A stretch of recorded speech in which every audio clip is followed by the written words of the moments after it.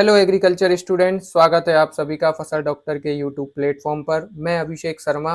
और जैसा कि आपको पता है कि आज वेरिफिकेशन के लिए डेट आ चुकी है।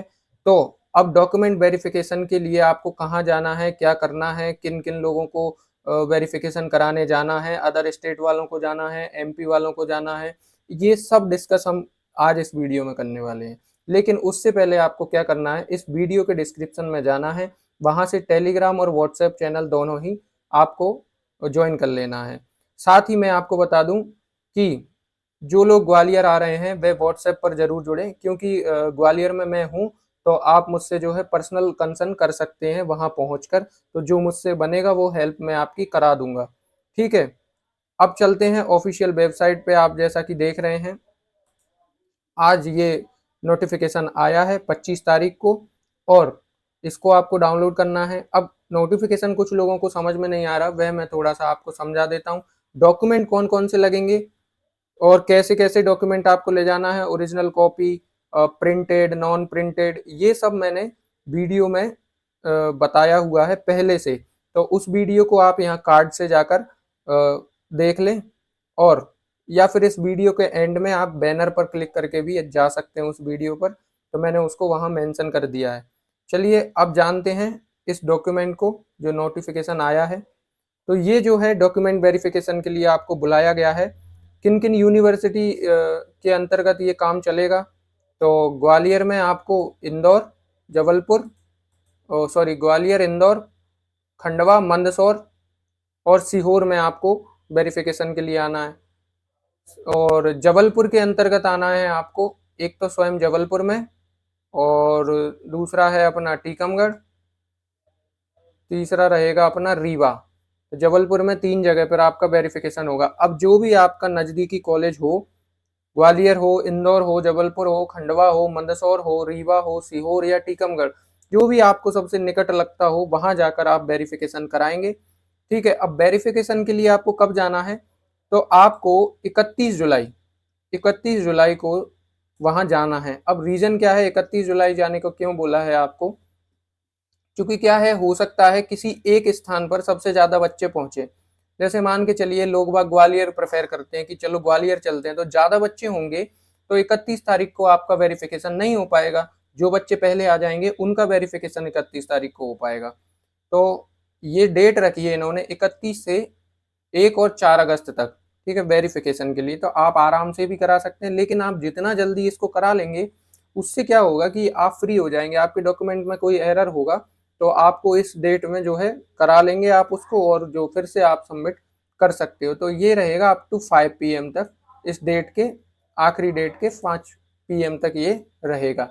अब जो पहली काउंसलिंग में जो वेरिफिकेशन होगा, पहली काउंसलिंग के लिए उसमें केवल उन छात्रों को आना है जो कि JNKVB और RVSKV कैंपस से निकले हुए हैं, अर्थात जिनकी डिग्री RVSKV और JNKVB कॉलेज से हुई है। तो उन लोगों के लिए ही उन्होंने पहली काउंसलिंग में अलाउ किया है। ये देखिए यहाँ उन्होंने लास्ट में मेंशन किया है ग्वालियर एंड JNKVB यानी जबलपुर ओनली स्टूडेंट्स के लिए। तो केवल वही बच्चे जाएंगे इसमें। और कैसे कैसे हैं, तो 31 तारीख से आपके ये शुरू हो जाएंगे वेरिफिकेशन।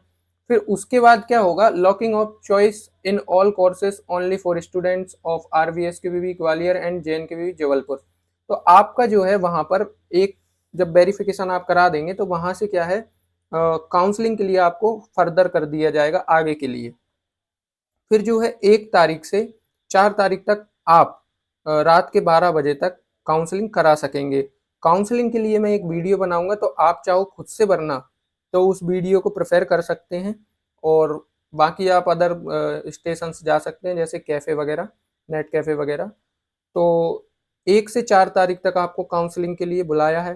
काउंसलिंग यानी आप खुद करेंगे ऑनलाइन। इसमें जो है आपका नॉन रिफंडेबल 300 रुपये चार्जेस लगेंगे। ये 300 रुपये तो पोर्टल फीस वगैरह ये सब होती हैं, तो ये आपके लगेंगे। ठीक है, उसके बाद जब आप काउंसलिंग भर देंगे, तो काउंसलिंग भरने के बाद आपको लगा कि कुछ गलती हो गई, तो आप एडिट चॉइस फिलिंग कर सकते हैं।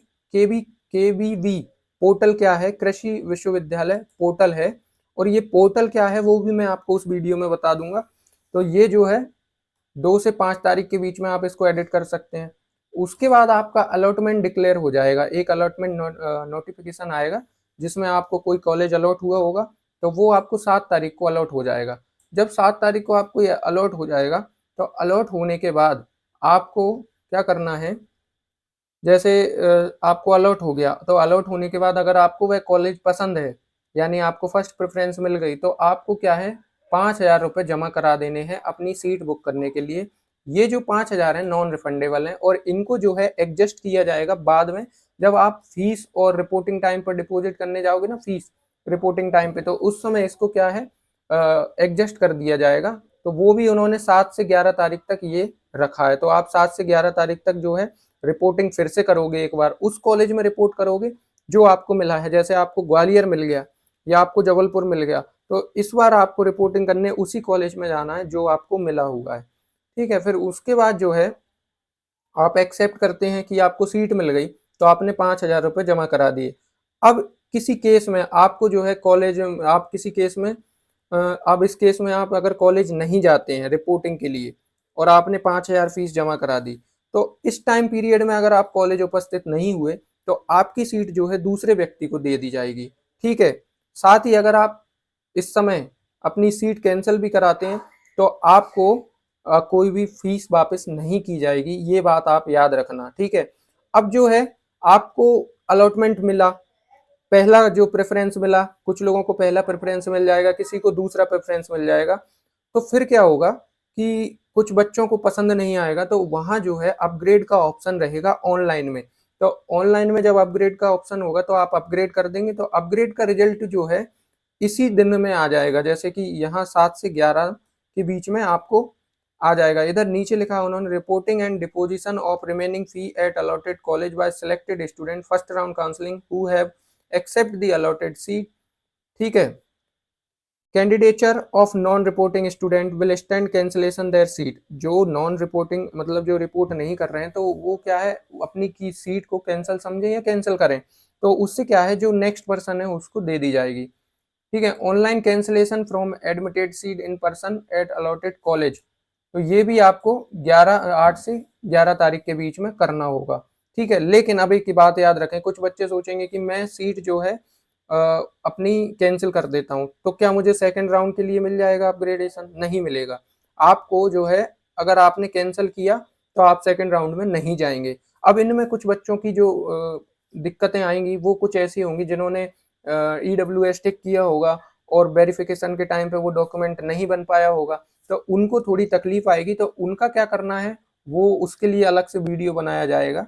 लेकिन अभी जो समस्या आ रही है वह यह है, तो आप इसको समझ लें, आप कैंसिल कर रहे हैं तो आप सेकंड राउंड के लिए नहीं जाएंगे। अब बात करते हैं सेकंड राउंड में कौन कौन आने वाले हैं। तो सेकंड राउंड में एक तो रहेंगे JNKVB और RVSBB के वो बच्चे जिनका फर्स्ट काउंसलिंग में कोई भी प्रकार का सिलेक्शन नहीं हुआ है, कोई भी सीट नहीं मिली है। और दूसरे वो सभी बच्चे जिनके स्टेटस एलिजिबल हैं, अर्थात इसमें वे बच्चे भी आ जाएंगे जो अदर स्टेट से रहेंगे। तो अदर स्टेट वाले भी इसमें आ जाएंगे क्योंकि वो एलिजिबल तो है ही। अब अदर स्टेट वाले इसमें क्यों आ रहे हैं, उसका कारण ये है कि वो एलिजिबल हैं, और इन्होंने यहाँ मेंशन किया है B for all other eligible students. तो यहाँ आपको जो है आना है वेरिफिकेशन के लिए। तो ये आपको 13 अगस्त से 14 अगस्त तक आना है। लेकिन मैं आपको फर्दर अपडेट करूंगा इसके बारे में, एकेडमिक जाकर बात करूंगा, वहाँ पूछ लूंगा कि जो है हमारे अदर स्टेट वाले स्टूडेंट्स हैं उनको कब आना है। तो आप जो है परेशान नहीं होंगे, तो आप जुड़े रहना चैनल से, मैं आपको अपडेट कर दूंगा, आपको परेशान नहीं होना पड़ेगा। बाकी इस नोटिफिकेशन के अकॉर्डिंग आपको 13 अगस्त को आना चाहिए। 13 अगस्त को आपको 13 और 14 अगस्त को आपको वेरिफिकेशन करा लेना चाहिए इस नोटिफिकेशन के अकॉर्डिंग। ठीक है, तो ये आप समझ गए, और बाकी जो है मैं आपको बता दूंगा। बाकी फिर यहाँ locking of choice in all courses for left of student of RVSKVB Gwalior and JNKV Jabalpur and all other eligible students. ठीक है, तो ये आपको समझ में आ गया, मैंने इसको हिंदी में बता ही दिया आपको। The previously lock choice of candidates who option for upgradation and those who were not allotted any seat in their first round will be considered as is only fresh candidates will be allowed to exercise the choice locking option।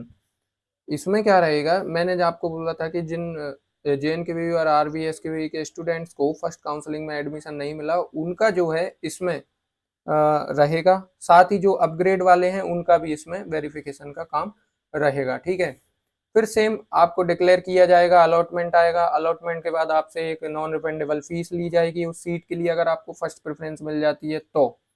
ठीक है, अब इसमें जो है upgrade का option आता है कि नहीं आता है, वो आपको फर्दर अपडेट कर दिया जाएगा कि आपको अपग्रेड करने का मौका मिलेगा या नहीं। ठीक है, तो इसमें क्या है, ये जो सेकंड राउंड है इसमें ही आप जो है अदर स्टूडेंट्स आएंगे, अदर स्टेट वाले। उसका कारण यह है कि इसमें जो है कुछ सारी फ्री सीट्स होंगी। अब जो थर्ड राउंड होने वाला है उस राउंड में जो है एक भी फ्री सीट नहीं होने वाली, सारी पेमेंट सीट होंगी। तो मुझे जहाँ तक लग रहा है आपको इसी में आना है। क्यों? क्योंकि कुछ फ्री सीट्स पर भी अदर स्टेट के बच्चे आते हैं। तो और मैं आपको फर्दर अपडेट करूंगा ही, जैसा कि मैंने आपको बोला है। लेकिन आप इस चीज़ से अवेयर रहें, क्योंकि उन्होंने यहाँ क्लियरली मेंशन किया है A for left out students of RVSKVV, JNKVV and B for all other eligible students. ठीक है, आप समझ गए। अब चलते हैं जो थर्ड राउंड है। थर्ड राउंड है किस लिए बनाया गया है? थर्ड राउंड केवल और केवल पेमेंट सीट्स के लिए बनाया गया। अगर आप में क्षमता है पेमेंट सीट पर लेने की और आपने एग्जाम दिया है तो आप जो है इस राउंड के लिए एलिजिबल हो। अब इस राउंड के लिए भी आप तब एलिजिबल हो जब आपका स्टेटस एलिजिबल होगा। ठीक है, तो ये जो है 25 तारीख से अपना शुरू होगा। ये केवल और केवल पेमेंट सीट वालों के लिए, बाकी सब सेम है। और इसके लिए जो आखिरी डेट है रजिस्ट्रेशन एट अलॉटेड कॉलेज की, तो वो 27 अगस्त है। तो आप इस चीज़ से अवेयर होंगे।